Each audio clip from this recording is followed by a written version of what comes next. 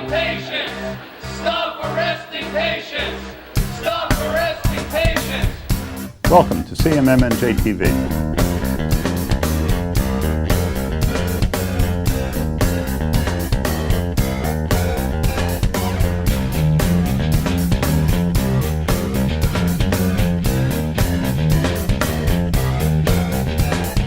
Every 42 seconds, someone is arrested for marijuana. I'm Ken Walski, Executive Director of the Coalition for Medical Marijuana New Jersey. The mission of our organization is to educate the public about the benefits of marijuana. Marijuana is a safe, effective, and inexpensive therapeutic agent for a wide variety of diseases, symptoms, and conditions. No patient should suffer needlessly without it, and no patient should ever go to jail for following the advice of a doctor. Join us and learn more about the exciting science of medical marijuana. Welcome to CMMNJ TV. I'm Ken Walski, Executive Director of the Coalition for Medical Marijuana New Jersey. We're here today in the Princeton Community TV studios with Laura and Roger Barber, who have an interesting story to tell about their daughter Jenny. So thank you so much for coming, Roger and Laura. Our pleasure. Thanks for having us. And please tell us about your daughter. Well, Jenny is our lovely 16-year-old daughter. Mm-hmm. She has irretractable epilepsy, and she's also diagnosed for her IEP purposes at school with autism spectrum disorder. We've been trying to stop Jenny's seizures for 15 years. She's basically tried every seizure drug that's available on the market.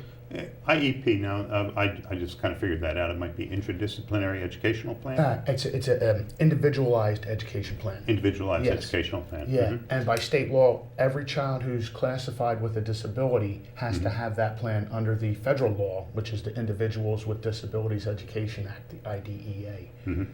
Okay. So Jenny is classified under federal law, and the Mm-hmm. state regulations implement that federal law to Mm-hmm. make sure that she gets all the protections and the IEP, and she gets transported to and from our local home district to her school, which is a private school. Mm-hmm.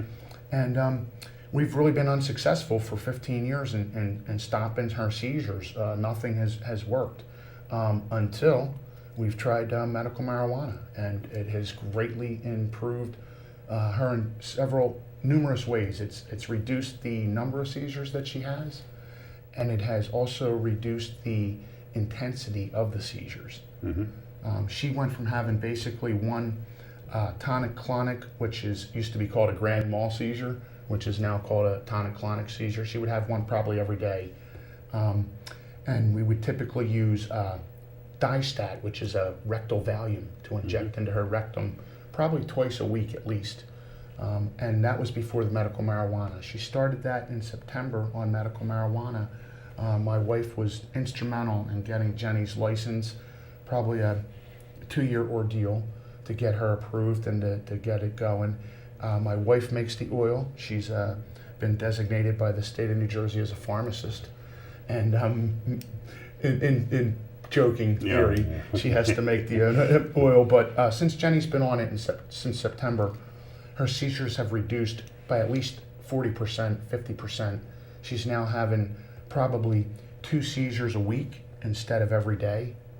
And she's also gone from having 15, 20-minute seizures to 1 or 2 minutes in duration. And it's all because of the MMJ. Yeah.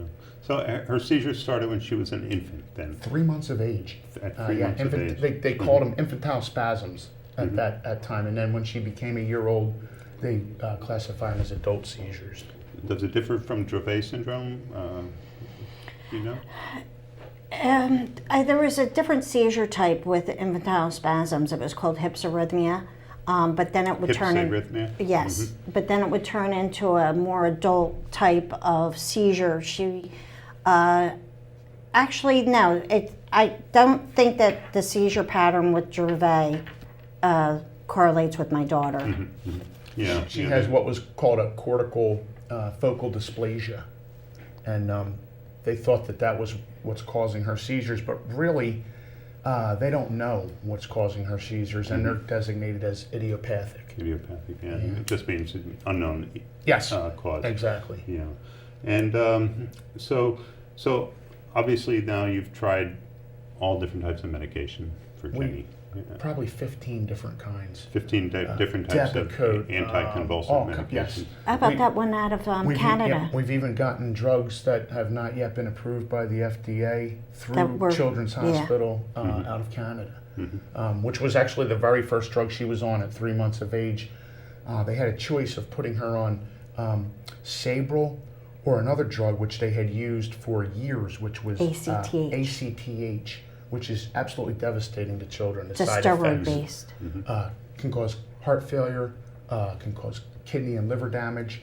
So they tried Ginny. She was one of the first patients She was on there. ACTH? She was not. Oh. She was They on actually the put her Sabril. on the new drug Sabril, which is it was not FDA approved yet at that time. It was being used in France and Canada. But it just like at 2 years ago became FDA Right. approved. So it's like 13 years in the making. It took 13 years to get it approved. But they were able to get it through Montreal from a pharmacy into New York and provide it to us. And it was came in a powder form.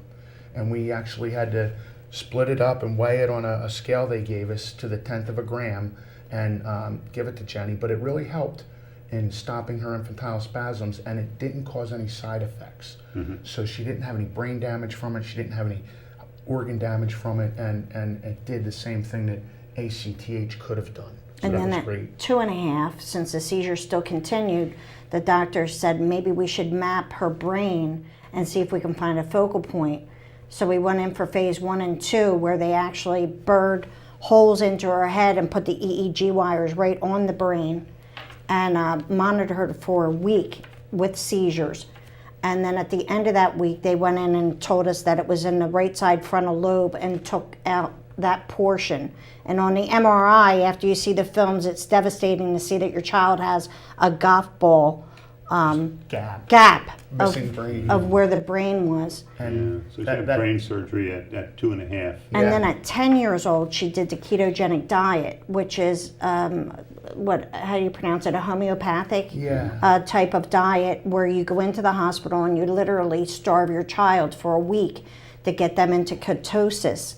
And your body will actually feed off of that, off of a high-fat diet. And it's all weighed and measured. Everyone in your family is affected. There's no more runs to McDonald's. This child has to eat everything that's weighed and measured. And 95% fat. So her dinner would consist of a couple tablespoons of oil, a couple tablespoons of butter, some crushed macadamia nuts, and then maybe some high-fat ham chopped up as protein. And we had to start by literally forcing Ginny to eat it. And there was a regime of vitamins that the nurses had to give them, but again, you can't give vitamins at school, so they kind of just turn her head on that and let her have the vitamins because it was part of that strict diet, you know. But it was a real tough regimen, and we did religiously try it for a year, and it did not work. So that was at 10 to 11. And then from 11 to 15, we were trying new drugs that just would come on the market, Fycompa, Omfi, which were just approved within, a year by the FDA. And again, they were, a couple of them were supposed to be totally new strains of anti-epileptic drugs, but once again, did not have any effect on Ginny's seizures. This is pictures of Ginny. And this was a picture of her when she was on the new medications. 2010, 2011, her school picture. This is the new one. Anorexic looking. She's drugged out. She had just come off that ketogenic diet. Looks like a zombie. Now, this is her school picture, which they took a month ago, which we are so proud of. Ginny is so beautiful. Her eyes are clear. Her smile is bright. That's our Ginny. And it's ever since she started medical marijuana. About that amazing story. The only thing, Ken, that has had any effect on her seizures. It's, we believe that marijuana really is a remarkable drug, and it has tremendous therapeutic potential for so many people, and it's so heartwarming to come and hear the story of another success story. We see it firsthand, and not just anecdotal. I mean, this is since September. This is September, October, November, December, so 6 months. And 6 months now, she's been on medical marijuana. How hard was it to get the card? It Say was like a 2-year process? well, it wasn't that long. I would Seemed say like it seemed like it. It was. It did take a while. she was on the phone for hours and You had to get days 3 and doctors, online. obviously, right? and- You had to get a Yes, and we had to psychiatrist. change her That was the primary problem. care. I had to We had to get a change- yeah. psychiatrist was a nightmare because she was a minor. And nobody wanted to give a recommendation that it would be okay for her. Yeah. Unbelievable. Yeah. Even to doctors that were recommended by like coalitions and foundations and moms and such a tough time. But Laura persevered and got it done. You know, Jenny's care has been the utmost. She's had Dr. Larry Brown, who's the head of pediatric epilepsy at CHOP. And he's been her doctor since 1 year of age. So we've had the best possible care for her. And it's just amazing to me that they've tried for 14 years to stop her seizures and have failed. And really, if you look at it, Dr. Laura has actually done what they couldn't do. Yeah. Now, of course, so you did manage to find a psychiatrist who would sign off on this and complete the process for getting an ID card, both for your daughter and for yourself as a caregiver. Yes. But now, of course, you know, the marijuana, what do you use one of the dispensaries? Do you use Compassionate Care Foundation Yes. in Egg Harbor? And no, I used Woodbridge actually. You used Woodbridge? Woodbridge. I believe that every time I called, they always had the Harlequin, the high CBD that I always needed. I think the first time that I had called Egg Harbor, they said I would have to wait a week or two. So I think it's all in availability too with the dispensaries. But you know, you buy actual green, you know, buds, and you have to transform it with a 5-hour process.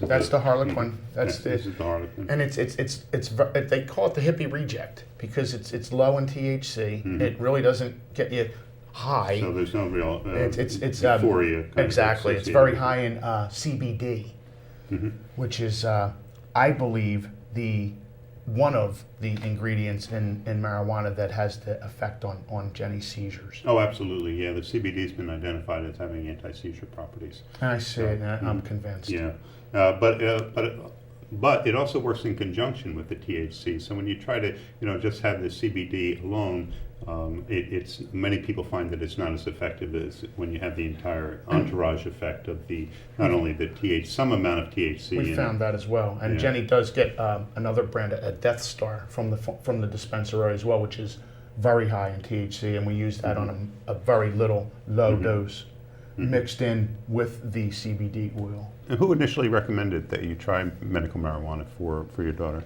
Well, we went for a second opinion at Jefferson University, and there was 4 options that the doctor had given us, and one was Pray. was to pray or go to Lourdes or some kind of other religious place and hang your crutches up in the church and, you know. Essentially do nothing. Right. And the other one was to try medical marijuana, but then at that time he had said, well, then you're going to have to split your family up or all move to Colorado. It was 2 years ago. Yeah. And then the third one was to use a very dangerous drug that we would have to Brand new to the market. that we would have to sign a waiver that if there was any damage done that they wouldn't be held responsible, the pharmacist or the hospital. And then the third one was to split her brain. It's called a hemispherotomy, I believe. It's a corpus callosum. Right. Not Which really. could leave her paralyzed on the left one side, and it just none of those were options. Yeah. Right. We were also told that option 1 is basically a negligent parent and waiting for your child to possibly die. So I worked at Thomas Jefferson Hospital in their ICUs as an RN for about 1.5 years, and I know that it's one of the top hospitals in the nation. It's rated I think the 17th best hospital in the United States. Fabulous So care. it really is a great hospital. and So that was our second opinion. yeah.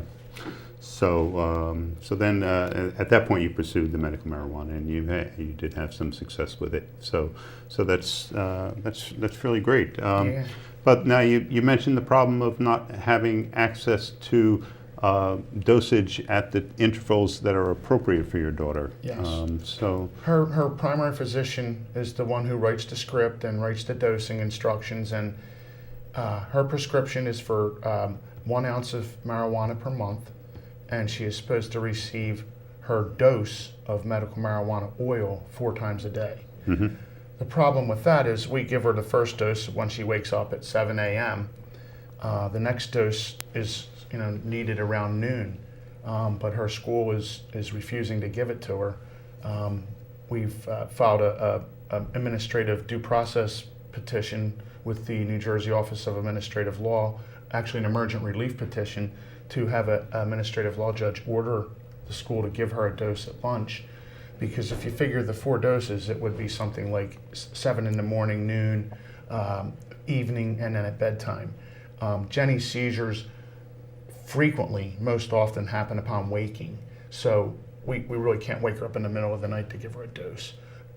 So the school district refusing to have her noontime dose is really affecting her dosing.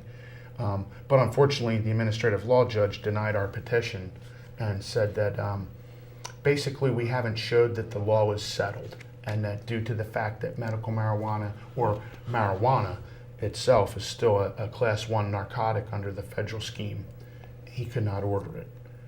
So we are now proceeding with the due process petition. We have a judge that's put us basically on a fast track. The attorney for Jenny is going to file a brief. The attorney for the schools are going to file a brief on the law and the... now, before we go that far, Yeah. let's look at what the judge said. He said that since marijuana was a Schedule I drug, he could not order the school to give the marijuana to your daughter, even while the case is being settled. Correct. Even with what the emergent relief would be, that while you work out the details, let's help the child, let's make sure the child is safe. The judge did have a recommendation for that. And he did? He did. He asked the school if they'd be willing to do something to help the child, and his recommendation was to have Laura drive to the school every day at lunch and give her the medicine. And before he got his question out, the lawyer for the school district said that's not an option, it's off the table. So they would not even allow the mother to drive to the school to give the child That's the medicine? correct. They don't want it on their property. New Jersey has a law that says no marijuana on a school district within 1,000 yards of a school district. And it was initially a law in the 80s under the hardcore drug laws to prevent drug dealing on playgrounds and around playgrounds. Sure. But now they're using it to keep Jenny's medicine out. Which really disregards and seems to be in conflict with the New Jersey Compassionate Use Medical Marijuana Act, Absolutely. which is a law that passed that allows for the compassionate use of this medicine. Yes. I would think in circumstances exactly like the ones you're And describing. even has a provision in it to hold the nurse harmless. Her New Jersey license is protected. Yeah. The school is, but what the judge did rule exactly what you said. There's a conflict of laws. That even though the New Jersey law says yes, she's licensed, she's appropriate, the federal government still says there's no use for marijuana and it's a class 1 narcotic. Yeah, Schedule 1 they consider Schedule 1. They hang their hat on that. So they're blaming the federal government basically, Yes, exactly. for this And I think unsettled I think law. it's a fear of losing any federal funding. They get a lot of federal funding under the titles, various titles. The and school acts. does, yeah. Yes. Now, he talked about the irreparable harm if relief is not granted, and he just seems to deny the fact that your daughter can suffer irreparable Yeah. harm by not having access to the medicine. One of the real arguments that the school's lawyer put forth was that the parents have failed to show irreparable harm. And my wife and I just kind of looked at each other, mouths wide open, because my daughter could die with any seizure. And if she doesn't consider that to be irreparable harm, I don't know what is. In New Jersey, marijuana is still considered a Schedule I drug. Which is an internal state conflict. It is. Yeah. It absolutely And is. it has to be decided in a court. Yes. There's absolutely got to be a decision that says this is the law and we're going to apply it equally to children in New Jersey as we apply it to children in California. And, you know. But to say that because the case is unsettled, because the issue is unsettled, that the child should not have access to the medicine seems to me to be completely wrong. I mean, like avoidance of the issue, scapegoating. like you would want to err on the side of caution. You would want to err on the side of continuing to give the child the medicine. You would think. And you would think that that would be the decision of the judge and let the school district appeal it. Right. And if they went on appeal, okay. But Right. you're right, because that is exactly right on with the issue of harm. Exactly. So, but apparently this issue is also being debated throughout the country. Yes. You talked earlier about a nurse in Colorado that in a school that actually took the patch off a child. You know, and here, you know, it's just a patch, for God's sake. Laura belongs to a lot of groups online, and she heard about that. It was a state that has recreational use. Right, now it's recreational, not only and medical. The school nurse came right up to the child, which I think is an offensive touching, and ripped the patch right off the child. Yeah, that's unbelievable. Unbelievable what happens. It's amazing to me as just looking at it that there hasn't been a federal suit under the Equal Protection Clause. And one of the other things the judge said was that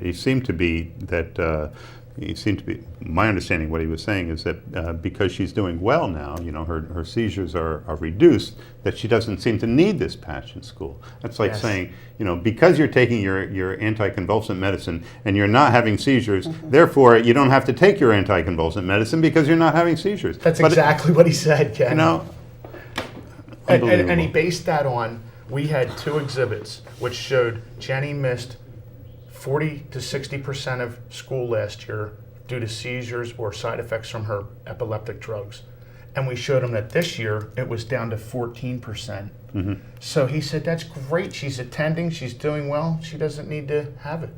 It was circular reasoning for sure. It's a common mistake that we see, and we see many times. You know, people are feeling better so they don't have to take their medicine. They don't realize it's the medicine that's making them feel better. Exactly. You see it with all kinds of disorders, bipolar situations, everything. So then they tried to work out some type of accommodation for you that was really not appropriate for your daughter. Tell us about the accommodation that they tried to work for you.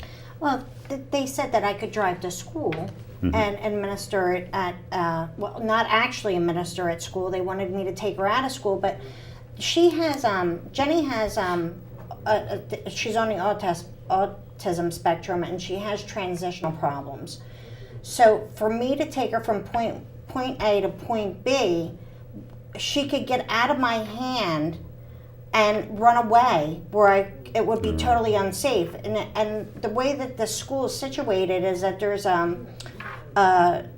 landfill where there's 2-ton dump trucks that barrel down that road. And very busy highway. And it's a very busy 2-lane highway in front of the school. And there would be no way that I could control her to take her 1,000 feet off of the school grounds to bring her, to administer her, bring her back, and then she is at a 2-year level mentality that she knows that mom came to pick her up, and then I'm dragging her back to school. That wouldn't go over well. She would just it would ruin the rest of her day. She wouldn't learn, and it would be a nightmare just to ensure that the marijuana is kept 1,000 feet from the school. Yeah. Which is another conflict of the law. Yeah. New Jersey says no marijuana on a school premise within 1,000 feet. So I guess what we could have done is just kind of snuck it in, you know? Right, put it in her lunch sandwich or something. Make sure Jenny eats her applesauce, please. Yeah, some people do resort to that. But you're law-abiding citizens. You want to do the right thing, and you want to make sure she has the right dosage. We're known as rule followers in our town. So where does this stand now? Now you did not get the emergent relief. Jenny has to go to school without her medicine. Yes. What's the next step in this process? Right now, the next step is we're waiting for the administrative office of the court, the New Jersey Office of Administrative Law to give us a court date and a judge. And we will appear before that judge with the attorneys for the school district, and the judge will give us a briefing schedule. Jenny has to submit a brief stating why she's entitled to take the marijuana at school. The school district will submit a response brief stating why she's not allowed to take the marijuana at school. And then Jenny gets to submit a final reply brief to rebut the school district. And then basically they'll fast track it. Instead of a 1-year hearing with witnesses and testimony, it'll just be based on briefs. And the loser will essentially appeal it to federal court. The school, it does not seem to have the safety and health of its students as its primary concern. Correct. That to me seems to be a financial decision. Right.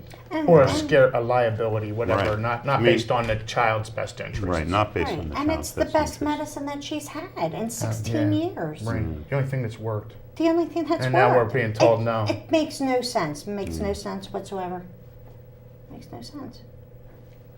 Well, I certainly wish you a great deal of success in this Thank you very effort, much. and I want to thank you so much for coming to CMMNJ TV Thank to you tell your very story. We appreciate you so much for having us on and helping to get Jenny's word out. For more information about the Coalition for Medical Marijuana New Jersey, join us at our free public meetings on the second Tuesday of every month at the Lawrence Township Library in Mercer County, New Jersey, from 7 to 9 p.m. Snacks are served and all are welcome. Remember, every 42 seconds, someone is arrested for marijuana. Every 42 seconds, someone is arrested for marijuana. Every 42 seconds, somebody's arrested for marijuana. Every 42 seconds, someone is arrested for marijuana. Every 42 seconds, someone's arrested for marijuana. Every 42 seconds, someone is arrested for marijuana. Every 42 seconds, someone is arrested for marijuana. Every 42 seconds, someone's arrested for marijuana. Every 42 seconds, someone is arrested for cannabis. Marijuana? I don't want to be racist. Every 42 seconds, someone is arrested for marijuana, Lefty. Every 42 seconds, someone in this country is arrested for marijuana. Every 42 seconds in New Jersey and across the country, somebody's arrested for cannabis. Every 42 seconds, somebody is arrested for marijuana. Every 42 seconds, someone is arrested for marijuana. Cada 42 segundos está uno arrestado por marihuana. Every 42 seconds, somebody is arrested for... Every 42 seconds, someone's arrested for cannabis. Every 42 seconds, someone is arrested for marijuana. Every 42 seconds, someone is arrested for marijuana. Every 42 seconds, someone's arrested for marijuana. Every 42 seconds, someone is arrested for marijuana. Every 42 seconds, someone is arrested for marijuana. It could be you.